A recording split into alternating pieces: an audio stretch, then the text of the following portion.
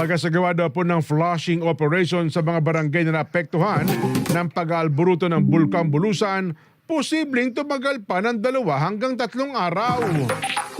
Direkta po mula sa Sorsogon, Erlo Bringas. Marhay na aga, Erlo!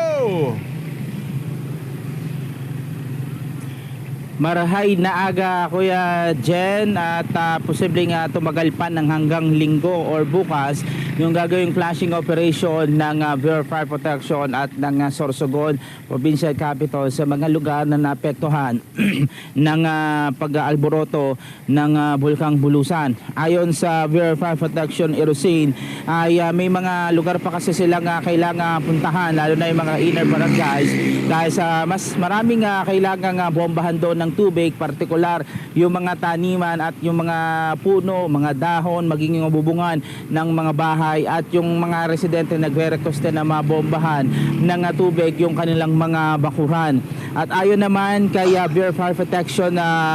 FO2 Charlene May Ansus,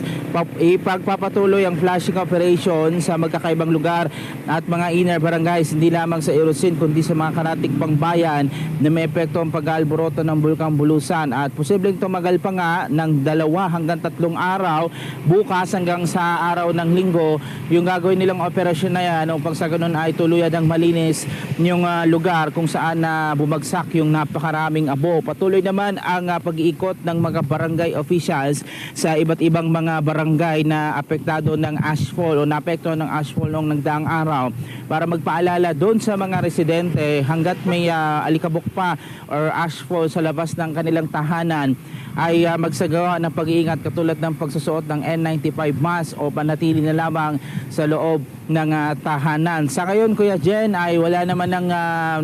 nanatiling payapa ang sitwasyon sa ilang mga bayan dito sa Sorsogon, at kahapon lamang nagkaroon ng bahagyang aktibidad ang Bulkang Bulusan bandang 1:00 ng tanghali, at doon nga nakita na degasing lamang yung nangyari na yon ng P-Box. Yan muna latest mula rito sa Sorsogon City, Erlo Bringas, para sa 100% balita. Maraming salamat, Erlo Bringas, live and direct mula po sa Sorsogon.